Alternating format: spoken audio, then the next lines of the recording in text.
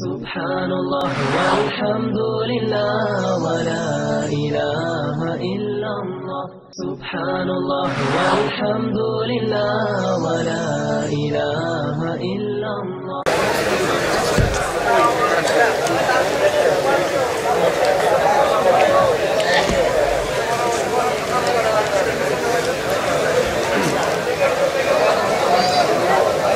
Assalamu alaikum wa rahmatullahi wa barakatuh.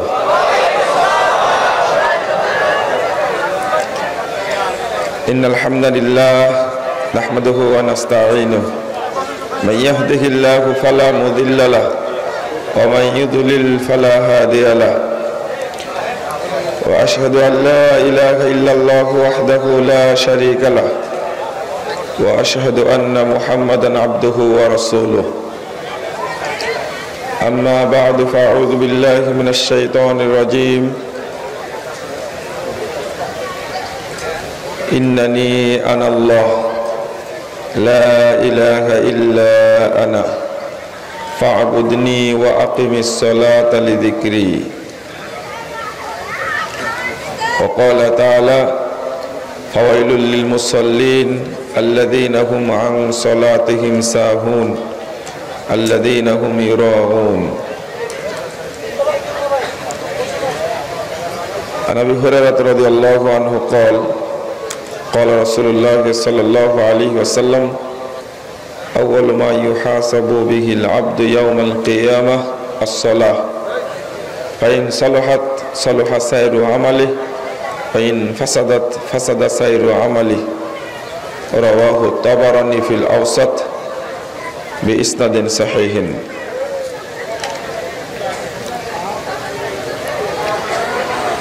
الجامعة السلفية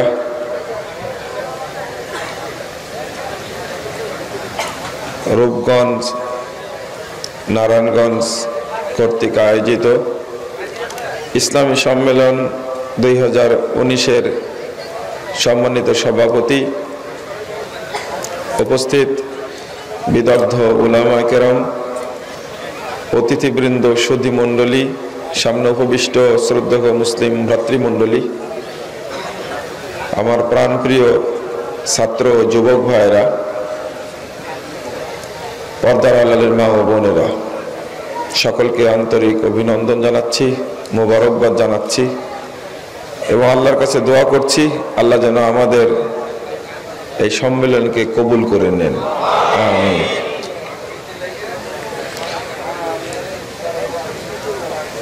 আপনারা যারা বিভিন্ন অঞ্চল থেকে, দূর দূরান্ত থেকে এসে সম্মেলনে সামিল হয়েছেন, বিভিন্নভাবে সহযোগিতা করেছেন এবং অনেক কষ্ট স্বীকার করে রাত প্রায় 2টা বাজতে যাচ্ছে জেগে আছেন, বক্তব্য শুনছেন, আল্লাহ আপনাদের আমাদের সকলকে জান্নাতুল ফেরদাউসের সদস্য হিসাবে মনোনীত করুন। বন্ধুরা আমার, আমরা মূলত প্রোগ্রামে আয়োজক। বক্তব্য তো সারা দেশে শুনেনি, আজকে একটু না শুনলে হয় না?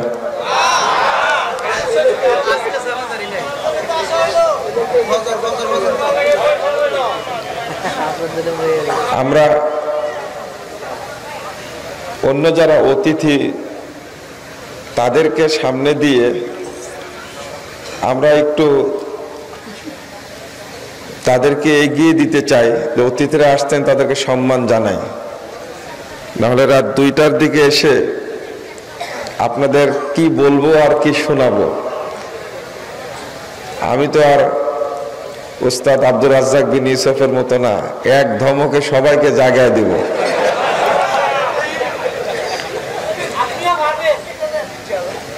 আর একটা বিষয়, আমি মূলত এসেছি যে আপনারা সবাই ক্লান্ত, জালসার জানাজা পড়ে যাব, সবাই ঘুমিয়ে যাবেন, ফজর পরে ফ্রেশ হয়ে আবার দার্স শুনবেন, এই জন্য এসেছি। তো বক্তব্য শুরু না করে শেষ করে যাই, এটা মনে করছি। আপনাদের জন্য এটা ভালো হয় না?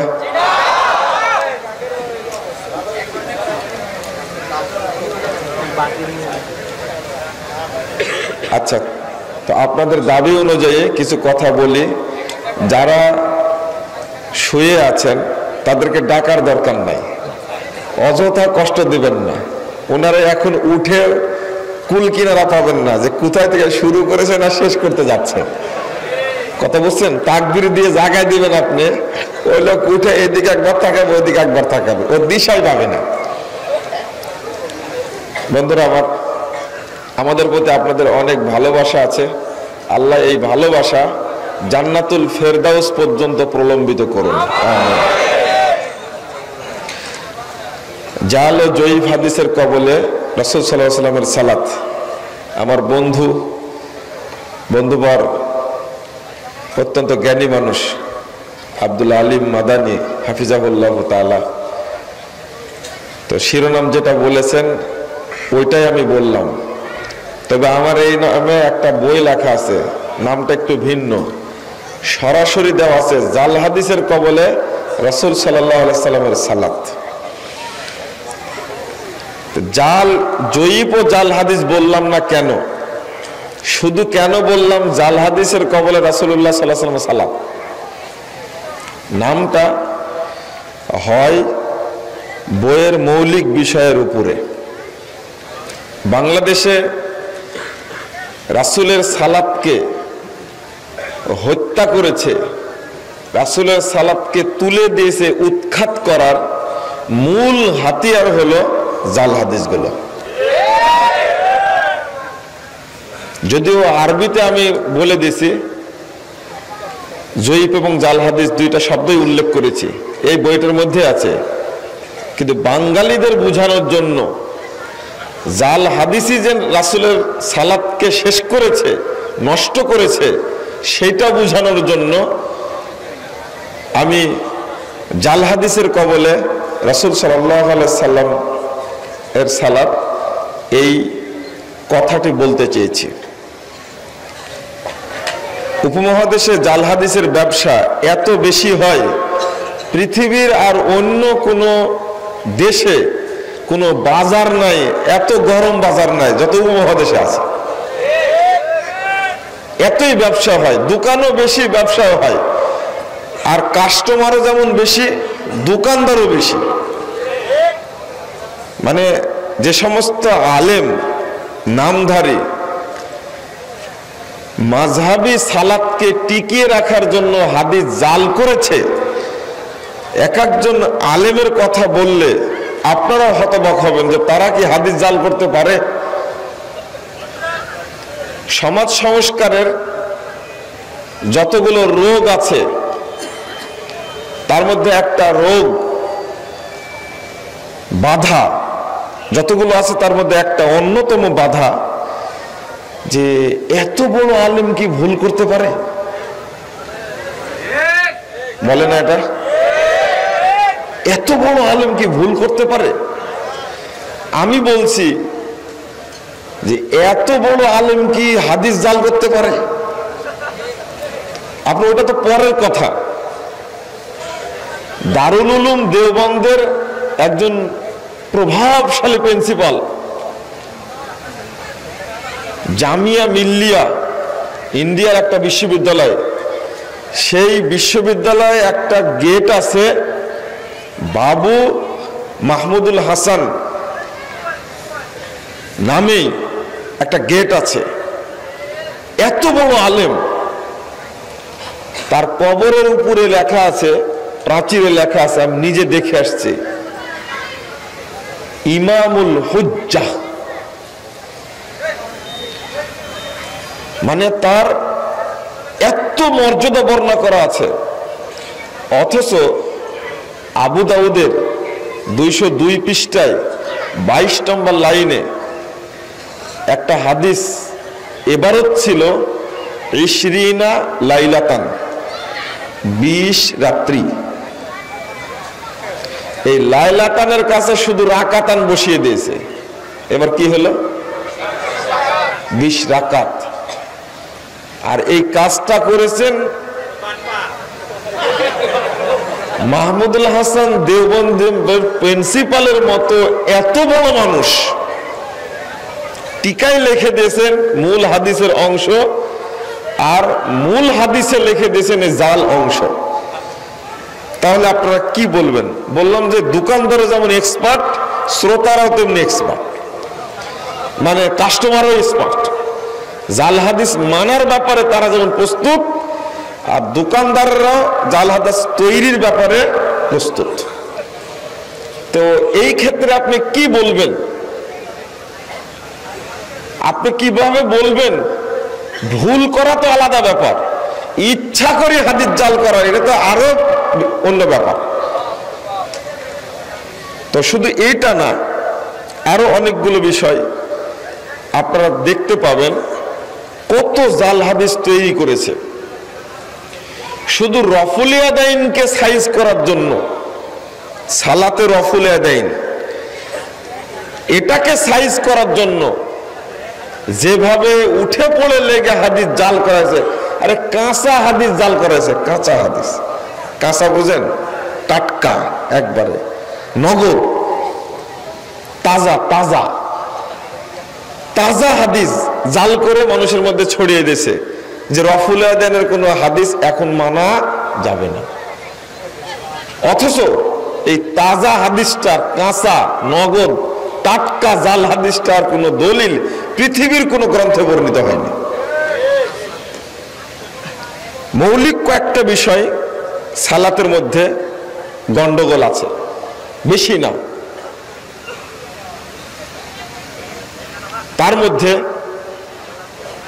মৌলিক আসল কথা যেটা, বাংলাদেশের মানুষের মধ্যে এই বিভক্তি, দলাদলি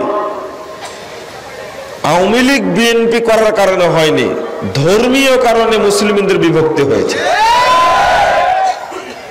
একই মসজিদে সালাত আদায় করছে, একজন লোক আওয়ামী লীগ করে, একজন লোক বিএনপির সাথে জড়িত, এক মসজিদে সালাত পড়ে না। কিন্তু যে বেটা 6 তাকবীরে ঈদের সালাত পড়ে, ওই বেটা 12 তাকবীরের ঈদগাহে যাবেই না। আর যেটা 11 রাকাত যে মসজিদে তারাবির সালাত হচ্ছে, ওই বেটা 20 রাকাতের মসজিদে যাবেই না। 20 রাকাত তারাবি যাবে? মূলত বিভক্তি হয়েছে কি কারণে? ধর্মীয় কারণে। আর তার পিছনে সবচেয়ে বেশি ভূমিকা পালন করেছে জয়ীফ এবং জাল হাদিস। মিথ্যা কেচ্ছা কাহিনী আছে, অনেক আছে। তার মধ্যে বেশি কাজ করেছে সমাজ থেকে রাসূলের সুন্নাহকে তুলে দেওয়ার জন্য, বেশি কাজ করেছে জাল হাদিস। তবে ওরা বিদাতিরা জাল হাদিসের কবলে রাসূল সাল্লাল্লাহু আলাইহি ওয়াসাল্লামের সালাত, এই বইটা বের হওয়ার পরে একটু হাঁপ ছেড়েছিল যে হয়তো বা আমরা সমালোচনা করে বেঁচে গেলাম। কিন্তু মাঝখানে আলহামদুলিল্লাহ আমরা কয়েকজন বন্ধু মিলে আর একটা জিনিস বের করেছে, তোমার সালাত সহ ইসলামের 5টা যে রুকুন, আকিদা, তাওহীদ, ঈমান সহ ওযু, সালাত, যাকাত, হজ, উমরা, কুরবানি, সিয়াম, রমাদান, এই সবগুলো মিলে কোন কোন জায়গায় ঘাপলা আছে, কোন কোন জায়গায় দুর্নীতি হয়েছে, সবগুলো উল্লেখ করে সঠিকটা প্রকাশ করে আমরা এবার প্রশ্নোত্তর আকারে, জাল সালাতটাও প্রশ্নোত্তর আকারেই 1330টা প্রশ্ন নিয়ে প্রশ্নোত্তরে আরকানুল ইসলাম আলহামদুলিল্লাহ বেরিয়ে গেছে। এখন ওদের চিন্তা হয়েছে এটা শুধু সালাতের পিছনে লাগছিল, এবার রুকুনগুলো সবগুলোই ধরেছে। এখন গালিগালাজটা আরো বেশি শুরু হয়েছে। আপনারা বইটা সংগ্রহ করবেন। তো একজন ব্যক্তি আমার উপর রেগে গেছে, ঈমান অধ্যায়টা পড়েছে, পড়ার পরে ফোন দিয়ে বলছে যে আপনি এটা কি লিখেছেন, আমার পড়ে মনে হচ্ছে তো আমার ঈমানই নাই। আমি বললাম যে আরেকটু পড়েন তাহলে সুবিধা হবে। তো বলছে কি সুবিধা হবে? আমি বললাম যে ওযু অধ্যায়টা পড়েন, আপনার মনে হবে 60 বছরে যা ওযু করেছে একটাও হয়নি। তো তখন বলছে যে আশ্চর্য, তাহলে পড়তে বলছেন কেন? সালাত অধ্যায়টা পড়বেন, 60 বছরে যে সালাত পড়েছেন এটা নবীর সালাত, এটা জাল সালাত আপনার মনে হবে। আমাকে একটু গালিগালাজ করলো, ফোনে তো কাছাকাছি না, তো ফোনে তো গালিগালাজ করা যায়, নগদ এটা আর কি। তো আলহামদুলিল্লাহ 1 সপ্তাহ পরে 600 পৃষ্ঠার বই 1330টা প্রশ্ন উত্তর পড়ে শেষ করেছে, করে আমাকে বলছেন যে আমি মাপ চাই আপনার কাছে, সেদিন একটু গালিগালাজ করেছে আপনাকে। আসলে বাস্তবে যে 60 বছর জীবনে 55 বছর পর্যন্ত যে সালাত পড়েছি, এই সালাত নবীর সালাত না। হজ আমাকে আবার করা লাগবে, উমরাও আমাকে আবার করা লাগবে। আমি বললাম যে এবার কি বাস্তবতা মিলল? আলহামদুলিল্লাহ আমি 1 সপ্তাহ আগে গালিগালাজ শুনেছি, 1 সপ্তাহ পরে গিয়ে দোয়া পেয়েছি আলহামদুলিল্লাহ। এইরকম যদি আল্লাহ প্রত্যেকটি অশুদ্ধ মানুষ, বেদাতি আকীদা সম্পন্ন, শিরকি আকীদা যার মধ্যে আছে, প্রত্যেক ব্যক্তির কাছে যদি প্রস্তুত্তর আরকানুল ইসলাম বইটা চলে যেত, আর যদি হেদায়েত পেত, কতই না ভালো হতো আলহামদুলিল্লাহ। আমরা চাচ্ছি সংস্কার। কিছু টেক্কা আলেম, ফুটকা আলেম গালিগালাজ করছে, কিন্তু অধিকাংশ মানুষের মাথাকে আল্লাহ সংশোধন করে দিয়েছে আলহামদুলিল্লাহ। আল্লাহর অনেক শুকরিয়া। আমি বলি, আপনারা এই আয়াতটা জানেন তো, ফাওয়াইলুল লিল মুসাল্লিন কোন সূরার মধ্যে আছে? সূরা, খুব বড় সূরা। আমার প্রশ্ন, ছোট্ট 2টা আয়াত, ছোট্ট 2টা সূরার মধ্যে আল্লাহ উল্লেখ করেছেন। একটা হলো ফাসাল্লি লিরাব্বিক, আছে না? কোন সূরা? এই আয়াতটি আর কোন সূরার মধ্যে আছে না। তোমার রবের জন্য সালাত আদায় করো, এটা আল্লাহ নির্দেশ করছেন। আর একটা ছোট্ট সূরার মধ্যে, এটা তো সূরা বাকারার মধ্যেও থাকতে পারত, ফাওয়াইলুল লিল মুসাল্লিন, মুসল্লিদের জন্য ওয়াইল জাহান্নাম, দুর্ভোগ। আল্লাযীনা হুম আন সালাতিহিম সাহুন, যারা তাদের সালাতের ব্যাপারে কি উদাসীন। সালাতটা রাসূলের তরিকায় হচ্ছে না, পীরের তরিকায় হচ্ছে, এটা যে খোঁজ রাখে না, এটাই হলো উদাসীনতা। কেন খোঁজ রাখে না? ও কোথায় হাত বাঁধছে, কিভাবে রুকু করছে, কিভাবে সেজদা করছে, কোন দোয়া কোথায় পড়ছে, কোনো জানার চেষ্টা করে না, এটাই হলো উদাসীনতা। কখনকার সালাত কখন পড়ছে, এটা হলো উদাসীনতা। তা তাদের জন্য দুর্ভোগ। আর যারা মানুষকে দেখানোর জন্য সালাত আদায় করে, কেউ বলছেন ওয়াইল এটা জাহান্নামের নাম, কেউ বলছেন জাহান্নামের একটা শাস্তি ওয়াইল। তো মানুষ সালাত পড়ে জাহান্নামে যাবে, এটা কি ভাবা যায়, চিন্তা করা যায়? যাবে। ছোট্ট উদাসীনতার একটা উদাহরণ দেব আপনাদেরকে, আপনারা আবার ভয় পেয়ে যায় না। সহিহ মুসলিমের 1010 নম্বর হাদিস, মুহাম্মদুর রাসূলুল্লাহ সাল্লাল্লাহু আলাইহি ওয়াসাল্লাম বলছেন, লা ইয়াযালু কওমুন ইয়াতাআখারুনা আনিস সাফিল আউয়াল, এক শ্রেণীর মানুষ সর্বদা প্রথম কাতার থেকে পিছনে সালাত আদায় করবে, প্রথম কাতার পাবে না। জামাতে পড়বে কিন্তু প্রথম কাতারে শামিল হতে পারবে না। রাসূল সাল্লাল্লাহু আলাইহি ওয়াসাল্লাম বলছেন, হাত্তা ইউআখিরাহুমুল্লাহু ফিন-নার, অবশেষে আল্লাহ তাদেরকে জাহান্নামে নিক্ষেপ করবে। আরে বেনামাজের কথা হিসাবে আনলাম না, এই লোকটা কি নামাজ পড়ে না? মসজিদেও পড়ে, জামাতেও পড়ে, কথাটা বুঝেন। এই জন্য তো এত রাত্রিতে আমাদের বক্তব্য চলে না, একটু সুর তাল দিলে না একটু তালে তালে হয়। বুঝা যাচ্ছে? লোকটা মুসল্লি, 1, 2 মসজিদেও পড়ে, 3 জামাতেও পড়ে, কিন্তু কি প্রথম কাতারে শামিল হতে পারে না, সবসময় কি শেষ কাতারে শামিল হয়। আল্লাহ তাদেরকে জাহান্নামে নিক্ষেপ করবেন, এটা কেমন হলো? তাহলে বেনামাজের কি হবে ওটা পরে রাখেন, এইটা হলো অলসতা। আপনাকে বলবো যে আপনি সর্বদা চেষ্টা করবেন যে প্রথম কাতারে শামিল হব, এরপরে যদি শেষ কাতারে আপনি যান তাতে কোনো আপত্তি নাই। কিন্তু 6 মাস যাবৎ সালাত আদায় করবেন প্রতিদিন 5 ওয়াক্ত, প্রথম কাতার একদিনও পাবেন না 6 মাসে, এর নাম সতর্কতা না। এখানে একটা হাদিস শোনাই দিই আপনাদেরকে, আবু দাউদের হাদিস। ওই হাদিসটা আবু দাউদে আসছে, 430 নম্বর হাদিস। খুব সাবধান থাকবেন। প্রথম কাতার তো অবশ্যই, যদি প্রথম ওয়াক্তে সালাতটা পড়তে পারেন। রাসূলুল্লাহ সাল্লাল্লাহু আলাইহি ওয়াসাল্লাম বলছেন, ক্বাল আল্লাহু তাআলা, আল্লাহ তাআলা আমাকে বলছেন। দেখেন আরেকটা কথা, এই যে হাদিসটা যেটা অনুবাদ করছি, এই হাদিসটা আবু দাউদের হাদিস, কিন্তু উপমহাদেশে ছাপা আবু দাউদে না, এটা তুলে দিয়েছে, খতম করে দিয়েছে একে। আল্লাহ রাসূল বলছেন যে আল্লাহ তাআলা আমাকে বলছেন, ফারাজতু আলা উম্মতি খামসা সালাওয়াত, আমি তোমার উম্মতের উপরে 5 ওয়াক্ত সালাতকে ফরজ করেছি। ওয়াহিদতু ইনদি আহাদা, আর আমি আমার কাছে একটা অঙ্গীকার করে রেখেছি, আমি একটা ওয়াদা করেছি, প্রতিজ্ঞা করেছি, আন্নাহু মান জাআ ইউহাফিযু আলাইহিন্না লিওয়াক্তিহিন্না আদখালতুহুল জান্নাহ, যে ব্যক্তি 5 ওয়াক্ত সালাত ওয়াক্ত মোতাবেক আদায় করে আমার কাছে আসবে, 5 ওয়াক্ত সালাত ওয়াক্ত অনুযায়ী আদায় করে, আউয়াল ওয়াক্তে আদায় করে আমার কাছে আসবে, আমি আল্লাহ অঙ্গীকার করেছি আমি তাকে জান্নাত দান করব। তো মানুষ সিয়াম রাখলেও জান্নাতে যাবে, তবে নবী আল্লাহ ওয়াদা করেননি। হজ করলেও জান্নাত পাবে, লাইসা লাহু জাযা ইল্লাল জান্নাহ, হজ্জের পথ কোনো নেকি নাই, নেকি বলতে জান্নাত। যাকাত দিলেও জান্নাতে যাবে, কিন্তু আল্লাহ ওয়াদা করেননি কোনো জায়গাতে, পাওয়া যায় না হাদিসে।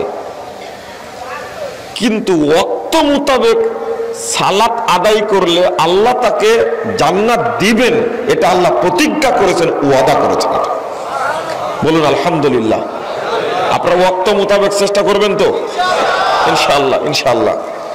এই হাদিসটা আবু দাউদে নাই, এটা আমার ব্যক্তিগত বিশ্লেষণ। যেটা ইমাম আবু দাউদ রাহিমাহুল্লাহ, তার লকব হলো ইমামু আহলিল হাদিস।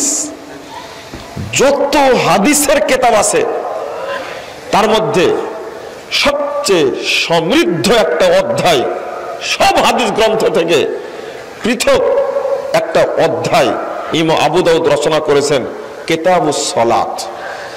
সালাত অধ্যায়টা সমৃদ্ধ, খুঁটি নাটি সালাতের বিষয়ে সব উল্লেখ করেছেন। আর কোন মুহাদ্দিস পৃথিবীতে সালাত অধ্যায়টা এত সমৃদ্ধ করেননি। ইমাম আবু দাউদকে আল্লাহ রাব্বুল আলামিন জান্নাতুল ফেরদাউসে উচ্চ স্থান দান করুন। তিনি যে পরিশ্রমটা করেছেন, কিন্তু বাংলাদেশে এই আবু দাউদটাকেই ধরা হয়েছে সালাতকে নষ্ট করার জন্য। আমি আরেকটা চিন্তা আপনার মাথায় ঢুকিয়ে দিই। 1859 নম্বর হাদিস, তাবরানী, ইমাম তাবরানী রাহিমাহুল্লাহর একটা কিতাব আল মুজামুল আওসাত। 1859 নম্বর হাদিসে রাসূলুল্লাহ সাল্লাল্লাহু আলাইহি ওয়াসাল্লাম বলছেন, আউয়ালু মা ইউহাসাবু বিহিল আবদু ইয়াউমাল কিয়ামাহ আস-সালাহ, কিয়ামতের মাঠে সর্বপ্রথম হিসাব নেওয়া হবে সালাতের। প্রথম হিসাব নেওয়া হবে সালাতের। যদি সালাত শুদ্ধ হয়, অন্যান্য আমলগুলো শুদ্ধ হবে। ওয়াইন ফাসাদাত ফাসাদা সায়রু আমালি, যদি সালাত নষ্ট হয়, সালাত যদি অশুদ্ধ হয়, তাহলে অন্য সব আমলি বাতিল বলে গণ্য হবে। নাউযুবিল্লাহ। তাহলে আপনার মাথায় যেন থাকে, আমি যে সালাতটা আদায় করছি, এই সালাতটা যেন অবশ্যই অবশ্যই নবী মুহাম্মদ সাল্লাল্লাহু আলাইহি ওয়াসাল্লামের তরিকায় হয়। 631 নম্বর হাদিস, সহিহ বুখারীর প্রথম খণ্ডের 88 পৃষ্ঠার মধ্যে আসছে, রাসূলুল্লাহ সাল্লাল্লাহু আলাইহি ওয়াসাল্লাম বলেছেন, সাল্লু কামা রাআইতুমুনি উসাল্লি, তোমরা ওইভাবে সালাত আদায় করো যেভাবে আমাকে সালাত আদায় করতে দেখছো। পৃথিবীর কোন নবীর তরিকায় সালাত চলবে না, মুহাম্মাদের উম্মত মুহাম্মাদের তরিকায় সালাত আদায় করবে। আদম আলাইহিস সালামের তরিকায় সালাত চলবে? নূহ আলাইহিস সালামের তরিকায় চলবে? ইব্রাহিম আলাইহিস সালামের তরিকায় চলবে? মুসা আলাইহিস সালামের তরিকায় চলবে? ঈসা আলাইহিস সালামের তরিকায় চলবে? তো হুজুরের তরিকায় সালাত চলে কি করে? ইমামের তরিকায় চলে কি করে? পীর ফকিরের তরিকায় চলে কি করে? বুজুর্গের তরিকায় চলে কি করে? দরবেশের তরিকায় চলে কি করে? বাংলাদেশের যা দরবেশরা এই বুজুর্গের নামে, পীর ফকিরের নামে, আলেম নামে, খতিব নামে, বক্তার নামে যে বদমাশি করছে সালাতের নামে, কাল কিয়ামতের মাঠে প্রত্যেককে পেট মুড়িয়ে বেঁধে জাহান্নামে নিক্ষেপ করা হবে। আল্লাহর নবীর এই হাদিসটা তাদের কানে এখন পর্যন্ত ঢুকে। তাদের সাহস কত, এত বড় সাহস কোথায় থেকে পেয়েছে? যে সাহস নবী মুহাম্মদ সাল্লাল্লাহু আলাইহি ওয়াসাল্লাম পাননি, ওই সাহস এরা পেল কিন্তু কোথায় থেকে? আল্লাহর নবী মুহাম্মদ সাল্লাল্লাহু আলাইহি ওয়াসাল্লামকে হুমকি দিয়ে বলছেন আল্লাহ রাব্বুল আলামিন, আল্লাহর নবী সাহস হয়নি একটা কথা নিজের পক্ষ থেকে বলা। 44, 45, 46 নম্বর আয়াত সূরা হাক্কা বলুন, ওয়ালাউ তাকাওয়ালা আলাইনা বা'দাল আকাবিল। বিশ্ববাসী শোনো, মুহাম্মদ সাল্লাল্লাহু আলাইহি ওয়াসাল্লাম যদি নিজের পক্ষ থেকে কোনো কথা রচনা করতেন, লাখাযনা মিনহু বিল ইয়ামিন, আমি আল্লাহ ডান হাত দিয়ে তাকে ধরে ফেলতাম, সুম্মা লাকাতানা মিনহুল ওয়াতিন, অতঃপর তাকে জবাই করে দেহতে গলাটিকে বিচ্ছিন্ন করে দিতাম। আল্লাহর নবী মুহাম্মদ সাল্লাল্লাহু আলাইহি ওয়াসাল্লামকে লক্ষ্য করে আল্লাহ হুমকি দিচ্ছেন, জবাই করে দিতেন নবী মুহাম্মদ সাল্লাল্লাহু আলাইহি ওয়াসাল্লামকে যদি নিজের পক্ষ থেকে কোনো কথা তিনি বলতেন। তাহলে হুজুরদেরকে কয়বার করে জবাই করবেন? এরা কি করবে? এদের সাহস কত? 145 নম্বর হাদিস আবু দাউদের মধ্যে আসছে, আল্লাহর নবী একদিন ওযু করছিলেন, ওযু করার সময় মুখ ধৌত করলেন। মুখ ধৌত করার পরে এক চুল্লু পানি নিয়ে দাঁড়ের নিচে দিচ্ছেন। হাদিসের ভাবটা এইরকম, সাহাবীরা মনে করছেন যে দাঁড়ির নিচে এক চুল্লু পানি দিয়ে কি লাভ হবে, এতগুলো দাঁড়ি তো ভিজবে না। এই অবস্থা দেখে রাসূলুল্লাহ সাল্লাল্লাহু আলাইহি ওয়াসাল্লাম বলছেন, হাকাযা আমারানি রাব্বি। আল্লাহ রাব্বুল আলামিন বলেছেন সূরা মায়েদা 67 নম্বর আয়াত, ইয়া আইয়ুহার রাসূল বাল্লিগ মা উনজিলা ইলাইকা মির রাব্বিক। হে রাসূল, আপনি তাবলীগ করুন। এর অর্থটা বুঝেন, মা উনজিলা, যা নাজিল করা হয়েছে, ইলাইকা, আপনার প্রতি, মির রাব্বিক, আপনার প্রভুর পক্ষ থেকে, সেইটা পৌঁছিয়ে দিন। আপনি নিজের পক্ষ থেকে পৌঁছালেন কেন? ফাজাইলে সালাত উর্দুটা 45 পৃষ্ঠা আর বাংলাটা খুলেন 125 পৃষ্ঠা। উল্লেখ করেছেন একটা ফজিলত, যে ব্যক্তি এক ওয়াক্ত সালাত জামাতের সাথে পড়বে, এক ওয়াক্ত সালাত জামাতের সাথে পড়বে, ওই ব্যক্তির 3,35,54,432 গুণ নেকি হবে। আপনি এবার বলেন তো দেখি, এই ফজিলতটা কে তৈরি করলো? মানুষ তৈরি করেনি। আমি কিন্তু সালাতের বাহিরে যাইনি এখনো, আমি সালাতের কথাই বলছি। কত বড় সাহস, কিভাবে বলল? দলিল কোথায়? দলিল হলো ফাজাইল আমল। কেন কেন মানুষকে ধোঁকা দেওয়া হলো ফজিলতের নাম দিয়ে? 3,35,54,432 গুণ নেকি হবে এক ওয়াক্ত সালাত জামাতে পড়লে। হাদিস বলছে, সব হাদিস গ্রন্থে এসেছে। আবু দাউদ খুলুন 560 নম্বর হাদিস, নবী মুহাম্মদ সাল্লাল্লাহু আলাইহি ওয়াসাল্লাম বলছেন, জামাতে সালাত আদায় করলে 25 থেকে 27 গুণ নেকি বেশি হবে। আমি এই হাদিস পেয়েছি, কিন্তু কোথায় এই ফজিলত কে বানালো? এটা হলো জাল ফজিলত, তৈরি করা ফজিলত এটা। শুধু তাই, মানুষকে একজন ভ্যান চালক আমার কাছে বলছে, আমি আসর সালাত পড়ে বের হলাম, মুরব্বী মুয়াজ্জিন আমাকে ধরেছে, ধরার পরে বলছে, এই তুমি এত দেরি করলে কেন? ভ্যান চালক বলছে যে আমি জহরও পড়লাম আসরও পড়লাম, তাই একটু দেরি হয়ে গেছে। এখন মুরব্বী মুয়াজ্জিন বলছেন আমাকে যে, ও তাহলে জহর সালাত তুমি কাজা করেছো? জি কাজা করেছি, আমি সালাতটা পড়তে পারি না, তবে এখন পড়ে তারপরে আসর পড়ে বেরিয়ে আসছে। তোমাকে 2,88,00,000 বছর জাহান্নামে থাকা লাগবে। ভ্যান চালক বলছে যে আমি যে পড়লাম, পড়ে আসলাম যে পড়লেও তোমাকে 2,88,00,000 বছর জাহান্নামে থাকা লাগবে। ভ্যান চালক মাথায় হাত দিয়ে বলে যে নামাজ না পড়াই ভালো ছিল। আপনারা হাসছেন, এই যে দাওয়াতটা সারা দেশেই যে বিতরণ করছে, গতকাল রাত্রিতে পাবনাতে একজন তবলিগের বেড়া এলাকার আমিরের সাথে দীর্ঘ প্রায় 1.5 ঘন্টা আমার আলোচনা, তার মধ্যে এই কথাটা বললাম, বলে শুনেই বলছে কি বলেন এটা জাল কথা, এটা। আমি বললাম যে বয়স আপনার শেষ? বললো 73 বছর বয়স। আপনার বয়স প্রায় শেষ, এটা যে মিথ্যা কথা আজও জানেননি আপনি? তো বলছে না জানি না। বলছে যে আপনার বইগুলো পড়তে শুরু করেছিলাম, কিন্তু বগুড়া থেকে এক কাসেমি নামে, কি যেন মুফতি কাসেমি,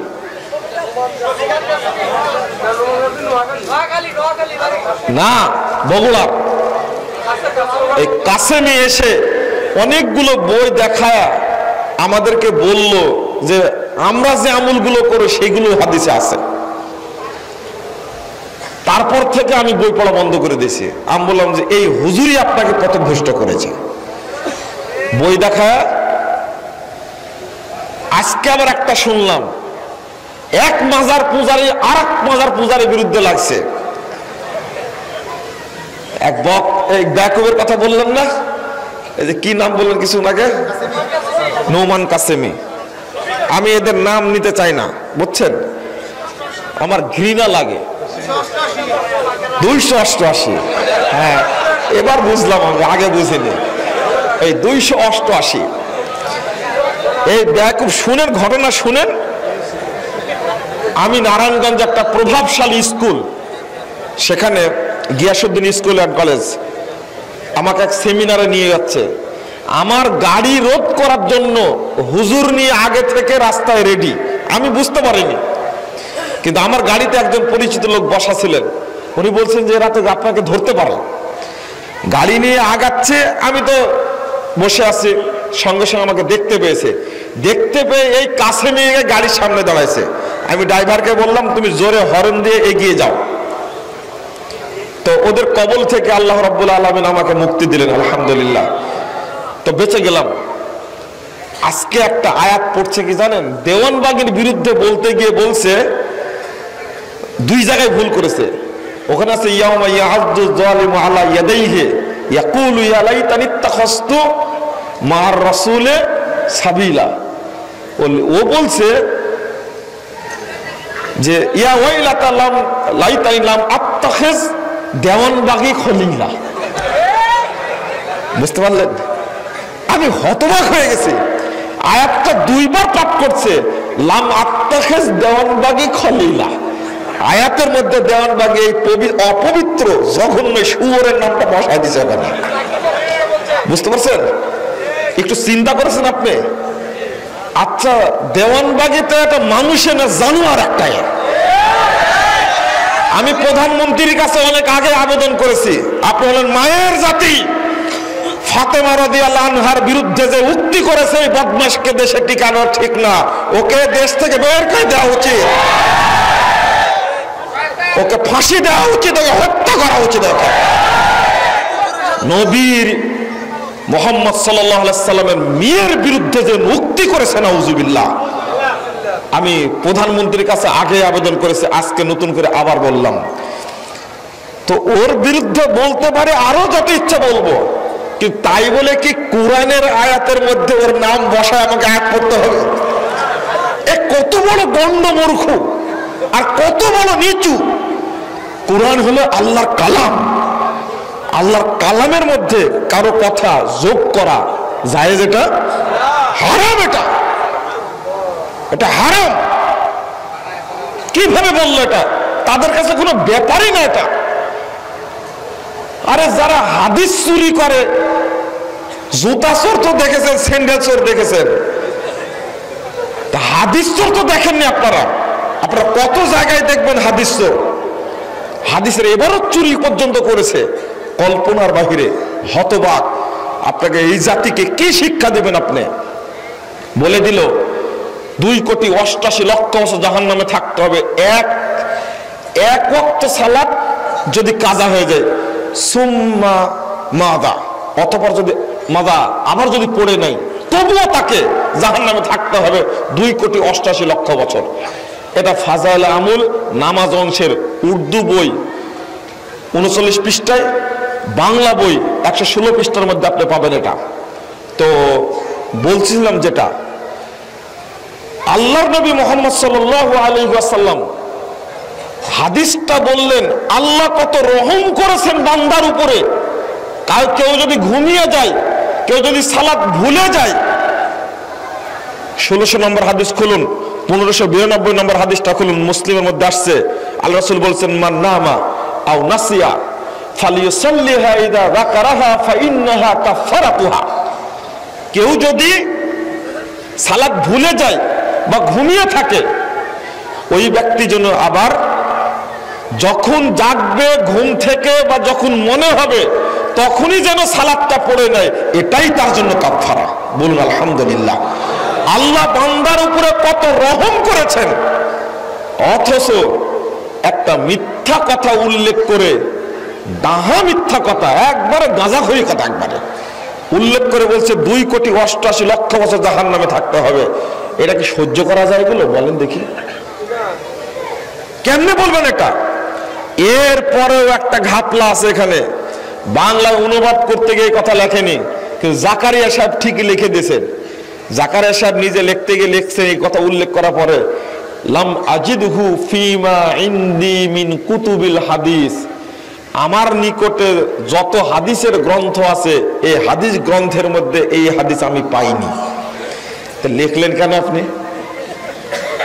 নিজেই যদি বলছেন আমি হাদিস পাইনি, লিখলেন কেন আপনি?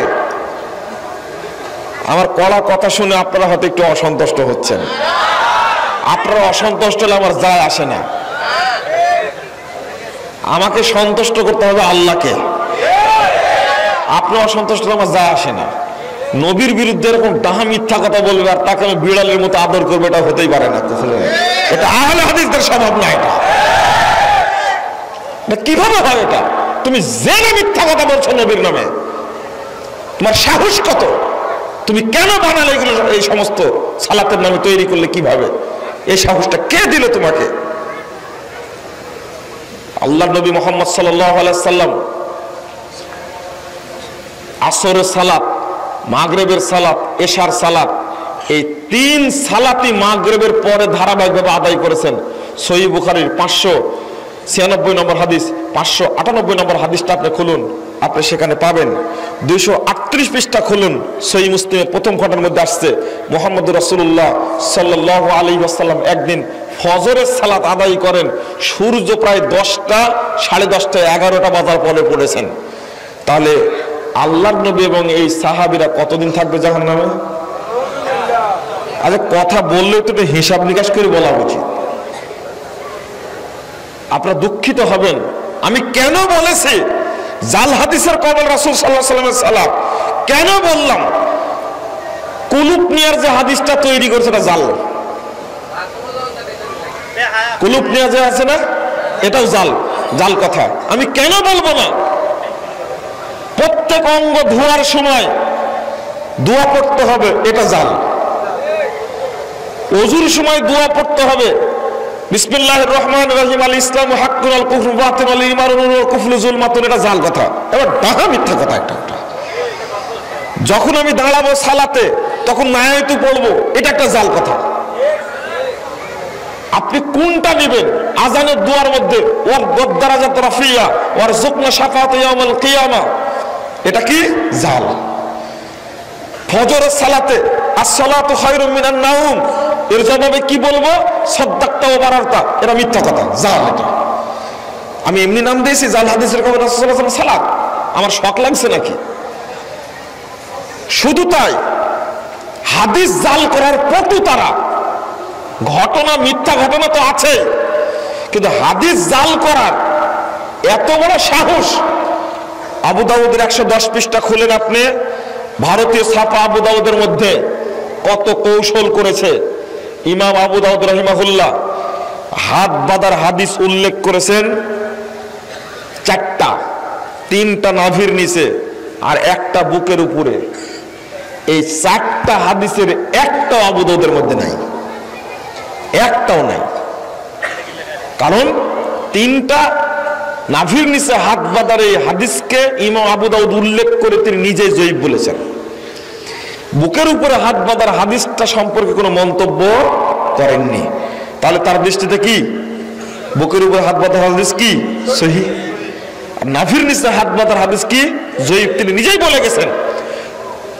আর 275 হিজরির ঘটনার কথা বলছি, তার আগের কথা বলছি। সেই যুগে তিনি জয়ীফ বলে গেলেন। বাংলাদেশের প্রিন্ট আবু দাউদ, উপমহাদেশের প্রিন্ট আবু দাউদ থেকে এই 4টা হাদিস তুলে দেওয়া হলো কেন? কি উদ্দেশ্য, কি রহস্য রয়েছে? রহস্য একটাই, এই হাদিস পড়তে গেলে যদি ছাত্ররা জানতে পারে, শিক্ষকরা জানতে পারে ইমাম আবু দাউদি নাভির নিচে হাত বাঁধার হাদিসকে জয়ীফ বলে গেছে, কেউ নাভির নিচে হাত বাঁধবে না, বুকের উপরে বাঁধবে। এই ষড়যন্ত্রের কারণে 4টা হাদিসকে খতম করে দেওয়া হয়েছে। খুলেন ইমদাদিয়া প্রেস, ঢাকা, বাংলা বাজার, চক বাজার আছে, আবু দাউদ খুলেন। ওরা আবার নাম্বারিং করেছে, সৌদি আরবের প্রিন্টের সাথে নাম্বারিং করেছে। 756, 57, 58, 59, কটা হলো? 4টা। তো 755 থেকে 60-এ চলে গেছে, মাঝখানে 4টা নাই। আমি আবু দাউদ খুলে বললাম প্রকাশককে, দোকানে ম্যানেজার বস বসে আছে, আমি বললাম দেখেন তো নাম্বারিং চিনেন আপনি? আমি নিজে দেখেন 755 থেকে 60 কি করে হয়, মাঝখানে 4টা হাদিস কই? তো এটা তো আমরা খেয়াল করিনি। আমি বললাম যে আগামী দিনে ছাপানোর সময় এই 4টা হাদিস যোগ করে ছাপাবেন, না হলে কিয়ামতের মাঠে কেউ অভিযোগ না করলে আমি অভিযোগ করব। বাঁচতে পারবে এটা? কারা করেছে এটা? কারা করেছে? মাযহাবীরা করেন এটা? হাদিস তুলে দিল কেন? কোন সাহসে তুলে দিল এটা? যারা হাদিসকে এইভাবে কচুকাটা করে তারা হাদিসের শত্রু না বন্ধু? এরা আল্লাহর শত্রু, এরা নবীর শত্রু, এরা ইসলামের শত্রু, মুসলিম উম্মাহর শত্রু এরা। ইমাম আবু দাউদি বলেছেন একটা কথা, চিরন্তন বাণী ইমাম আবু দাউদের, লাউলা হাযিহিল ইসাব লাম দারাসাল ইসলাম ইয়ানি আসহাবুল হাদিস। ইমাম আবু দাউদের মুখ থেকে বেরিয়ে গেছে একটা কথা, পৃথিবীতে যদি আহলে হাদিসরা না থাকতেন তাহলে ইসলাম পৃথিবী থেকে মিটে যেত। এই ঘাপলাবাজি, এই প্রতারণা, এই বদমাশি, এর মুখোশ উন্মোচন করে দিয়েছে আহলে হাদিসরা। আলহামদুলিল্লাহ, মানুষরা বুঝছে, একজন ডিসি সাহেব বুঝছে, একজন ম্যাজিস্ট্রেট বুঝছেন, একজন সচিব বুঝছেন, একজন এসপি সাহেব বুঝছেন, একজন ওসি সাহেব বুঝছেন, একজন ডাক্তার, ইঞ্জিনিয়ার এখন বুঝা শিখেছেন। তারা হাদিস কিনে এই হাদিসটাই আপনি যাচাই করবেন, আমি আপনারা যাচাই করতে পারবেন। মূল আবু দাউদে নয়, যেটা খারেজি মাদ্রাসায় পড়ানো হয়। যারা কওমীয় খারেজি মাদ্রাসায় পড়ে, হাদিস পড়ায়, এরাই সবচেয়ে বড় দুশমন হাদিসের। ইসলামিক ফাউন্ডেশন বাংলাটা খুলেন আবু দাউদ, ওখানে 4টা হাদিস ঠিকই পাবেন আপনি, ওখানে আছে। ঠিক সহিহ বুখারী থেকে তুলে দিয়েছে, কিতাবু সালাত তারাবি, তারাবি সালাতের অধ্যায়, এই কথাটি উপমহাদেশের বুখারী থেকে তুলে দিয়েছে। অথচ পৃথিবীর যেখানে হাদিস গ্রন্থ প্রিন্ট হয়েছে সেখানে হাদিসগুলো আছে। আমি বলি দায়িত্বহীন কণ্ঠে, বাংলাদেশে নয় সারা পৃথিবীতে হাদিসের গ্রন্থ ছাপানোর জন্য আল্লাহ লক্ষ লক্ষ প্রেসকে রেডি করে রেখেছেন। হাদিসের গ্রন্থ প্রিন্ট হয় সৌদি আরবে, প্রিন্ট হয় দুবাইয়ে, প্রিন্ট হয় কুয়েতে, প্রিন্ট হয় লিবিয়াতে, প্রিন্ট হয় মিশরে, প্রিন্ট হয় সিরিয়াতে, প্রিন্ট হয় লেবাননে, প্রিন্ট হয় বৈরুতে। সারা পৃথিবীতে আল্লাহ লক্ষ লক্ষ প্রিন্টের ব্যবস্থা করে রেখেছেন। তুমি উপমহাদেশ থেকে হাদিস তুলে দিয়ে যে হাদিসটা গোপন করতে পারা অসম্ভব। একজনে হাদিসের বাচ্চা বাংলাদেশে বেঁচে থাকতে কোন হাদিসকে তারা গোপন করতে পারবে না ইনশাআল্লাহ। ইমাম খতিব বাগদাদি রাহিমাহুল্লাহ বহুদিন পূর্বেই বলে গেছেন, আল্লাহু তাআলা ইয়াদুব্বু বিআসহাবিল হাদিস। তিনি বলেছেন ফাকাত জাআলাল্লাহু তাআলা আহলাহু আরকানাশ শারিয়া। আল্লাহ রাব্বুল আলামিন এই পৃথিবীতে আহলে হাদিসদেরকে শরীয়তে রুকুন করেছেন, অহুরাসাদ্দিন এবং দ্বীনের পাহারাদার হিসেবে নিযুক্ত করেছেন। তাম্মিম মুলহিদিন রুমাই ইয়াখলুতা বিশ-শারিয়া মা লাইসা মিনহা আল্লাহু তাআলা ইয়াদুব্বু বিআসাবিল হাদিস। পৃথিবীর যে যেখানে দুষ্কৃতকারী কোনো প্রতারক, কোনো বদমাশ যদি শরীয়তের মধ্যে এমন কথা প্রবেশ করে যা শরীয়তে নাই, আল্লাহু তাআলা ইয়াদুব্বু বিআসাবিল হাদিস, আল্লাহ তাআলা আহলে হাদিসদের দ্বারা ওই বেদাতকে তিনি প্রতিরোধ করে থাকেন। আলহামদুলিল্লাহ। ওয়াহুমুল হুফাযু লিআরকানিহা ওয়াল কাওয়ামুনা বিআমরিহা ওয়া শানিহা। আহলে হাদিসরা পৃথিবীতে শরীয়তের সংরক্ষক এবং শরীয়তের রক্ষণ তারা। তিনি বলছেন শরীয়তের মর্যাদাকে তারাই সংরক্ষণ করে থাকে। আলা উলাইকা হিজবুল্লাহ ইন্না হিজবাল্লাহি হুমুল মুফলিহুন। শুনে রাখো হে পৃথিবীবাসী, পৃথিবীবাসী শুনে রাখো, আহলে হাদিসরাই এই পৃথিবীতে আল্লাহর সেনাবাহিনী, আর আল্লাহর সেনাবাহিনী যুগে যুগে জয়লাভ করে থাকে। বলুন আলহামদুলিল্লাহ। অসম্ভব একটা হাদিস গোপন করে পার পাবে না একজন সহিহ আকীদার সালাফি মানহাজের লোক এই বাংলাদেশে বেঁচে থাকতে কোনো বেদাতির ঘুম হবে না ইনশাআল্লাহ। অসম্ভব ব্যাপার, অসম্ভব। উন্মুক্ত করে দিবেই, হকটা আল্লাহ প্রকাশিত করে দিবেই। আল্লাহ রাব্বুল আলামিন, আল্লাহ রাসূল সাল্লাল্লাহু আলাইহি ওয়াসাল্লাম বলে দিয়েছেন, সহিহ মুসলিম 143 পৃষ্ঠা খুলুন, দ্বিতীয় খণ্ডের।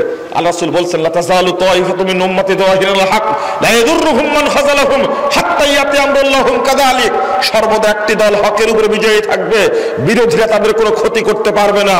ইতিমধ্যে কিয়ামত আসবে, তারা বিজয়ী হিসাবেই থাকবে। বলুন আলহামদুলিল্লাহ।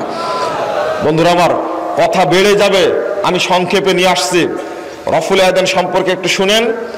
রফুল আয়াদানের হাদিস বর্ণিত হয়েছে, সহিহ হাদিস বর্ণিত হয়েছে 4 শতাধিক। আলহামদুলিল্লাহ, 400 হাদিস বর্ণিত হয়েছে। শুধু কুতুবে সিত্তা 6 খান মৌলিক কিতাবের মধ্যে 51টি সহিহ হাদিস বর্ণিত হয়েছে। সহিহ বুখারীতে আসছে 5টা, সহিহ মুসলিমে আসছে 5টা, আবু দাউদে আসছে 16টা, ইবনু মাজাতে আসছে, নাসাইতে আসছে 13টা, ইবনু মাজাতে 11টা, তিরমিজিতে 1টা। প্রায় 51টি সহিহ হাদিস বর্ণিত হয়েছে শুধু কুতুবে সিত্তার মধ্যে, বুখারী, মুসলিম, আবু দাউদ, নাসাই, তিরমিজি, ইবনু মাজার মধ্যে। অথচ আর অন্যান্য কিতাব সহ প্রায় 4 শতাধিক হাদিস বর্ণিত হয়েছে রফুল আযানের পক্ষে। সালাতে রফুল আযান করতে হয় সালাত শুরুর সময়, রুকুতে যাওয়ার সময়, রুকু থেকে উঠে 2 রাকাত পড়ে যখন তাশাহুদ পড়ে আবার 3য় রাকাতের জন্য দাঁড়ায় তখন রফুল আযান করতে হয়। 4 জায়গায় রফুল আযান করতে হয়, এটা রাসূল সাল্লাল্লাহু আলাইহি ওয়াসাল্লামের সুন্নাত। এই সুন্নাতকে তুলে দেওয়ার জন্য যে ষড়যন্ত্র চলেছে, তার একটা সূক্ষ্ম ষড়যন্ত্র হলো 109 পৃষ্ঠা খুলুন আবু দাউদের মধ্যে। আবু দাউদের পিছনে কেন লাগছে? বললাম না যে আবু দাউদ রাহিমাহুল্লাহ সবচেয়ে বেশি ভূমিকা পালন করে সালাতের উপরে। ইবনু মাসউদ রাদিয়াল্লাহু আনহু সালাত শিক্ষা দিতে গিয়ে একবার রফুল আযান করলেন। এই হাদিস ইমাম আবু দাউদ উল্লেখ করেছেন। করার পরে ইমাম আবু দাউদ রাহিমাহুল্লাহ মন্তব্য করছেন, হাদা হাদিসুন মুখতাসারুন মিন হাদিসিন তাবিলিন লাইসা হুয়া বিসাহিহিন। এই হাদিসটা লম্বা হাদিসের সংক্ষিপ্ত রূপ, এই হাদিসটা সহিহ নয়। আবু দাউদের 109 পৃষ্ঠা খুলেন আপনি, হাদিসটা আছে, কিন্তু ইমাম আবু দাউদ যে মন্তব্য করলেন এই মন্তব্যটুকু নাই। আপনারা কি বুঝলেন আমার কথাটা? এই ঘুমন্ত অবস্থায় কি এই কথা বোঝা যায়? হ্যাঁ, হাদিসটা আছে, ইমাম আবু দাউদ মন্তব্য করে গেলেন হাদিস সম্পর্কে, লাইসা হুয়া বিসাহিহিন, এই হাদিস সহিহ নয়। এই মন্তব্য তোমরা তুলে দিলে কেন? মাজা এত বল, এত শক্তি, পৃষ্টি বন্ধ করে দিতে পারো, আহলে হাদিসদের প্রোগ্রাম বন্ধ করে দিতে পারো, আহলে হাদিস মসজিদ পুড়িয়ে দিতে পারো। তোমাদের দ্বারা মসজিদ পুড়িয়ে দেওয়া সম্ভব না, স্বাভাবিক। যদি কোরআনের আয়াত পরিবর্তন করতে পারো, হাদিস যদি পরিবর্তন করতে পারো, মসজিদ পুড়িয়ে দেওয়া তোমাদের জন্য খুব স্বাভাবিক। এটা কোনো সব পৃষ্টি বন্ধ করা তাদের কাছে কোনো ব্যাপারই না, ইতিমখানা বন্ধ করে দেওয়া কোনো ব্যাপারই না। তবে মনে রেখো, আল্লাহর গজব খুব আসন্ন। যদি আহলে হাদিসদের পিছনে লাগো, আল্লাহর গজব নাজিল হবে, এতে কোনো সন্দেহ নাই। টিকতে পারবে না, অসম্ভব। সাবধানে কথা বলা আহলে হাদিসদের বিরুদ্ধে। তোমার মুখ বন্ধ করে দেবেন আল্লাহ, তোমার উপরে গজব নাজিল করবে। আহলে হাদিসরা পৃথিবীতে কোরআন এবং সহিহ হাদিসের প্রতিনিধিত্ব করে থাকে। কিয়ামত পর্যন্ত করবে, রাসূলের যুগ থেকে শুরু হয়েছে, কিয়ামত পর্যন্ত এই প্রতিনিধিত্ব আহলে হাদিসরাই করবে ইনশাআল্লাহ। বেদাতীদের মাধ্যমে আল্লাহ কোনো খেদমত নেননি, নেবেন না আপনাদের ভবিষ্যতে। বন্ধুরা আমার, কেন তুলে দিল এটা? এটা হলো আবু দাউদের বিরুদ্ধে একটা গভীর চক্রান্ত, সূক্ষ্ম চক্রান্ত এটা একটা। শুধু তাই, আপনারা শুনেছেন টাটকা হাদিস তৈরি করেছে, একবার নগদ হাদিস। কি হাদিস তৈরি করেছে ওটা তো আপনাকে একটু জানাতে হবে। দেখেন, একটা নগদ সহিহ বুখারীর 102 পৃষ্ঠায় 5টা হাদিস যে বর্ণনা করেছেন, 735, 36, 37, 38, 39, 5টা হাদিস বর্ণনা করেছেন ইমাম বুখারী রাহিমাহুল্লাহ নফল আয়াতের পক্ষে। এই 5টা হাদিসকে জবাই করার জন্য একটা নগদ কাঁচা টাটকা তাজা জাল হাদিস ওখানে উল্লেখ করেছে, টিকার মধ্যে উল্লেখ করে বলতে চেয়েছে নফল আয়াতের হাদিস মানসুখ হয়ে গেছে। কত বড় সাহস! আন্না আব্দুল্লাহ ইবনে জুবায়ের রা রাজুলান ইয়ারফাউ ইয়াদাইহি ফিস সালাহ, আব্দুল্লাহ ইবনে জুবায়ের রাদিয়াল্লাহু আনহু দেখলেন একজন ব্যক্তিকে সালাতে নফল আদান করতে, ইনদা রুকুই ওয়া ইনদা রাফি রাসিহি মিনা রুকু, রুকুতে যাওয়ার সময় রুকু থেকে উঠে নফল আদান করছে একজন ব্যক্তিকে দেখলেন। ফাকাল, তিনি বললেন, লা তাফআল, তুমি এটা করো না। ফাইন্না হাযা শাইউন ফাআলাহু রাসূলুল্লাহ সাল্লাল্লাহু আলাইহি ওয়াসাল্লাম সুম্মা তারাকাহু, এটা এমন আমল যেটা আল্লাহ রাসূল করেছেন কিন্তু পরে তিনি ছেড়ে দিয়েছেন। এই যে আব্দুল্লাহ ইবনে জুবায়েরের নামে যে তৈরি করা হলো হাদিসটা, পৃথিবীর কোন গ্রন্থে বর্ণিত হয়েছে? আমি এবার নাম ধরে বলি। ও ফরাজি সাহেব, খুব লাফালাফি করেন ইন্টারনেটে, আপনার শরম হওয়া উচিত, লজ্জা হওয়া উচিত আপনার। ও কাসেমি সাহেব, নুমান আর মুফতি কাসেমি, বড় বড় কিতাব নিয়ে এসে মানুষকে প্রতারণা দেন, শয়তানের মতো মঞ্চে কিতাব সাজায় রেখে মানুষকে প্রতারণা দেয়।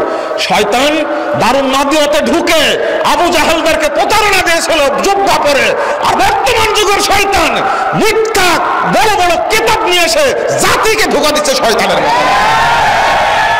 লজ্জা করে না? তোমার মাজায় কতটুকু বল আছে? আব্দুল্লাহ ইবনে জুবায়েরের নামে তৈরি করা হাদিস পৃথিবীর কোন গ্রন্থে আছে তুমি দেখাও দেখি।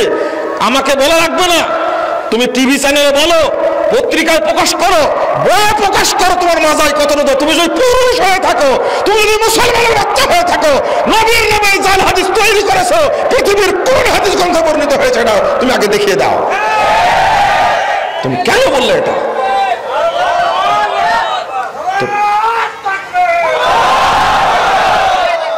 তুমি কোন সাহসে কথা বলো? আহলে হাদিসদেরকে গালিগালাজ করো কোন একটা হাদিস প্রচারের কারণে, একটা হাদিস নবীর নামে মিথ্যাচার করার কারণে তোমাকে জাহান্নামে যেতে হবে, তুমি বাঁচতে পারবে না। তুমি যাবে কোথায়? তোমার বাঁচার কোনো সুযোগ হবে না। তুমি হাদিস তৈরি করলে কেন? হাদিস তৈরি করেছে আর একটা, কি জানেন? তাও এই হাদিসটা উল্লেখ করেছে বুখারীর টিকায়, যেন কেউ না মানে। হেদায়াত টিকার মধ্যে উল্লেখ করেছে। হেদায়াত টিকার মধ্যে একইভাবে লেখছে, কি জানেন? নাউজুবিল্লাহ, 111 পৃষ্ঠার মধ্যে লেখছে, ওয়াল্লাযী ইউরা মিনার রাফি মাহমুলুন আল ইবতিদা কাযা নুকিলা আন ইবনে জুবায়ের। হেদায়াত গ্রন্থকার কত বড় কুচক্রী, চিন্তা করেছেন? এই ব্যাটা করছে কি, লিখতে গিয়ে লিখছে যে রফুলে আদাইনের আমলটা আগের যুগে ছিল, এটা বোঝা যায়, পরে এটা আমল করা লাগবে না, যেমন ইবনু জুবায়েরের বর্ণনা দ্বারা বোঝা যায়। আর বেটা ইবনু জুবায়েরের কথাটা তো মিথ্যা। আব্দুল্লাহ ইবনে জুবায়েরের নামে যে কথা তৈরি করেছো তুমি, এটাই তো মিথ্যা কথা।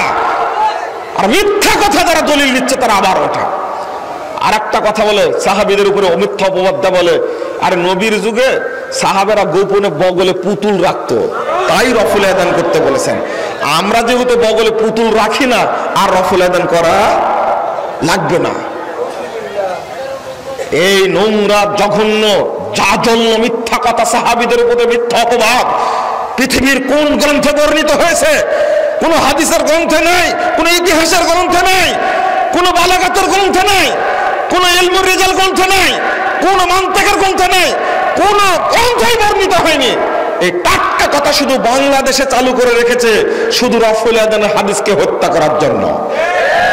এটা গেল আব্দুল্লাহ ইবনে জুবায়েরের নামে।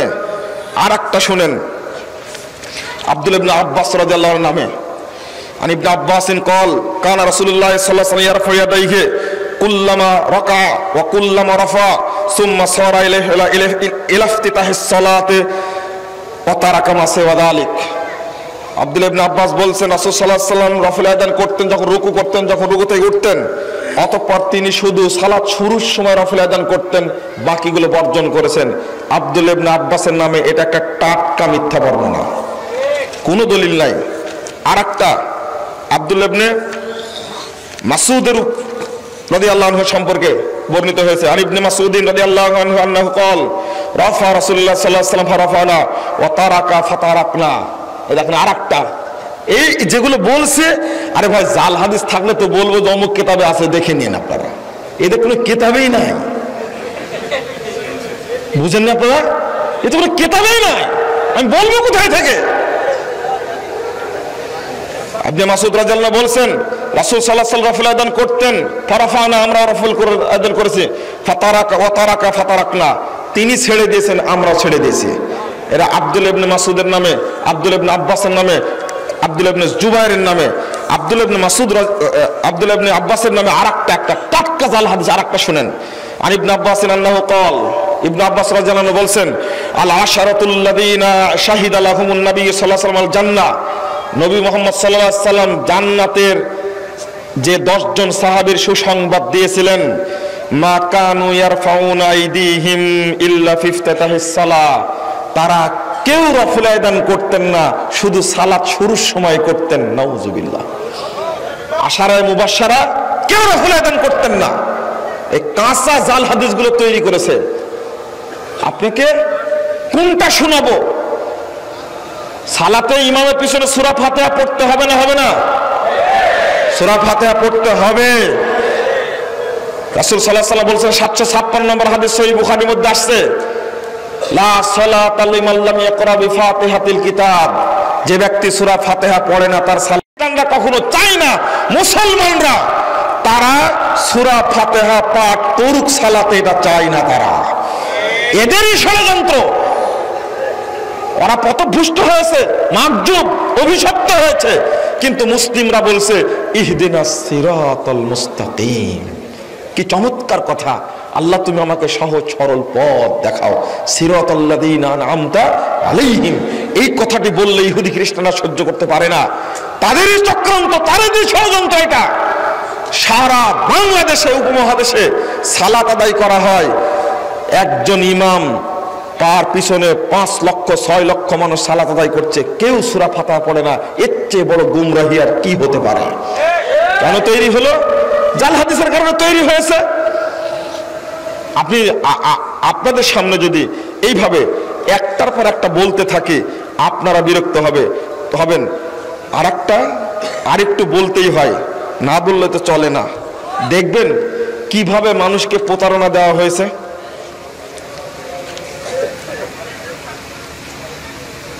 দেখেন তো, আমি পড়ি, আপনারা একটু শুনেন। ফাজাইল আমুল 118 পৃষ্ঠা। সাবেত আল বুনানি আল্লাহর সামনে অধিক ক্রন্দন করতেন আর বলতেন, হে আল্লাহ, কবরে যদি কাউকে সালাত আদায় করার অনুমতি দান করে থাকেন তাহলে আমাকে অনুমতি দিন। আবু সিনান বলেন, আল্লাহর কসম, সাবেতকে যারা দাফন করেছেন তাদের মধ্যে আমিও ছিলাম।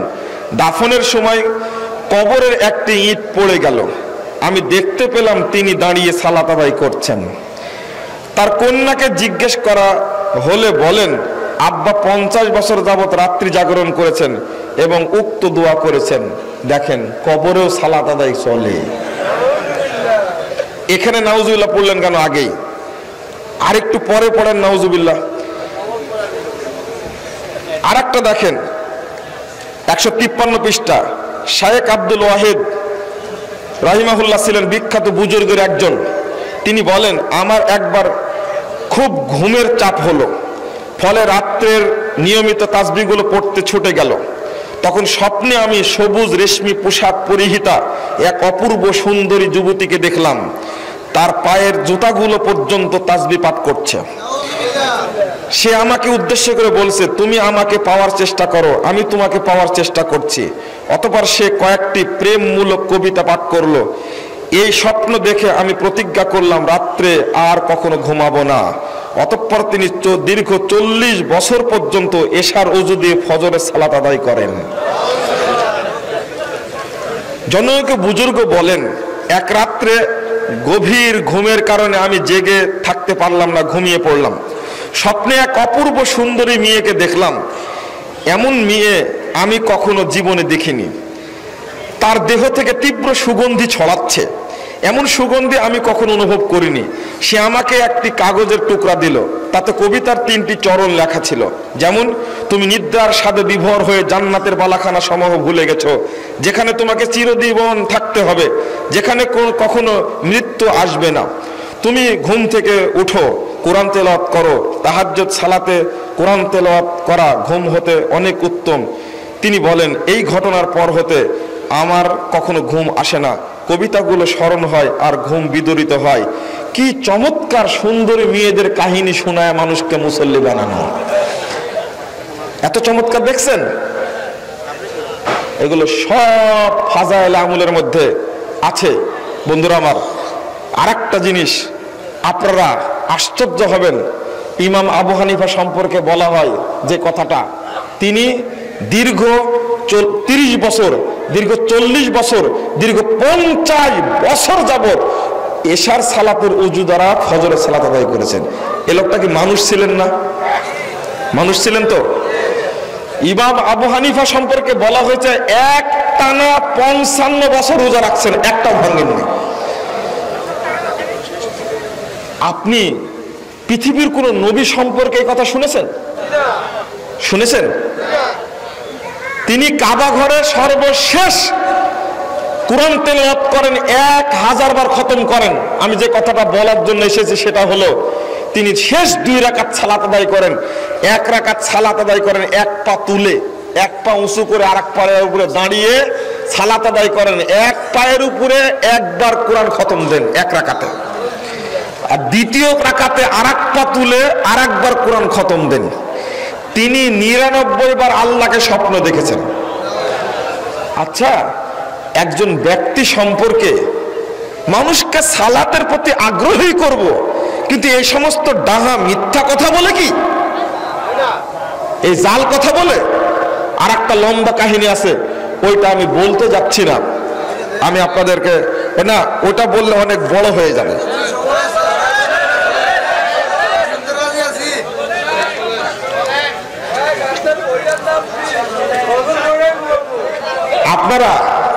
আপনারা আমি আলোচনা আরো করতাম দীর্ঘ, একটু রাত্রের শুরুর দিকে, অর্থাৎ যদি 12টা যদি দিত, তাহলে 12টা থেকে অন্তত 1টা 1:30 পর্যন্ত চালানো হতো।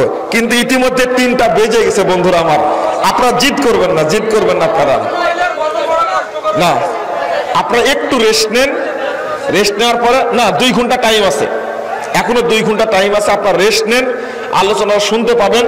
আমি আপনাদেরকে একটু শেষে অনুরোধ করব, মানুষকে সহি তরিকায় সালাত আদায়ের ব্যাপারে উৎসাহ দিবেন আপনারা ইনশাআল্লাহ। হাদিস যখন পেয়ে যাবেন আপনারা, তখন যেন জাল হাদিস এবং জয়ীফ হাদিসের উপর আমল যেন না হয়। কথা মনে থাকবে, জাল এবং জয়ীফ হাদিসই মুসলিম উম্মাহর সবচেয়ে বড় শত্রু। জাল এবং জয়ীফ হাদিসই এই দেশটাকে শেষ করে দিয়েছে। আর এই বর্ণনাগুলোই বিভিন্ন কিতাবের মধ্যে, বলুন তাফসিরের কিতাব, ফিকহের কিতাবের মধ্যে বেশি বর্ণনা আছে, যা আমাদের কিতাবগুলোতে আমরা স্পষ্ট ভাষা তুলে ধরার চেষ্টা করেছি। আরেকটা অনুরোধ করব, আপনারা মানুষকে বেশি বেশি সচেতন করুন, দাওয়াত দিন। নিজে সঠিক আমল করে কি বসে থাকবেন? না, অসম্ভব। আপনারা কি করুন, আপনারাও দাওয়াতি কাজ করুন, মুখে কথা বলুন। আর এখন তো মাধ্যম অনেক হয়েছে, এখন আমাদের পত্রিকা আছে আলহামদুলিল্লাহ, তারপরে বই পুস্তকগুলো আছে। বিশেষ করে আপনাদের অনুরোধ করব, জাল হাদিসের কবলে রাসূল সাল্লাল্লাহু আলাইহি ওয়াসাল্লামের সালাত, এই বইটি পড়ে বড় বড় আলেম পর্যন্ত তার আকীদা পরিবর্তন করেছে আলহামদুলিল্লাহ। সেটা নিজে আমার নিজের দেখা, অনেকে প্রকাশ করতে পারছে না, হয়তো পরিবেশ আসলে প্রকাশ করবে ইনশাআল্লাহ, সময় আসবে। এটা আমি পড়ার জন্য অনুরোধ করব।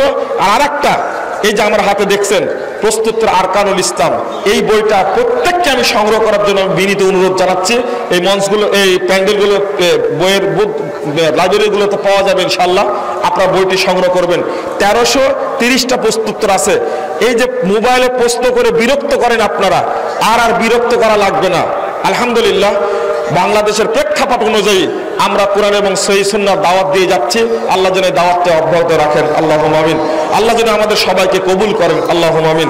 আকুলু কাউলি হাযা আস্তাগফিরুল্লাহ লি ওয়া লাকুম ওয়া লিসাইরিল মুসলিমিন। আসসালামু আলাইকুম ওয়া রাহমাতুল্লাহি ওয়া বারাকাতুহু। সুবহানাকাল্লাহুম্মা বিহামদিকা আশহাদু আল্লা ইলাহা ইল্লা আনতা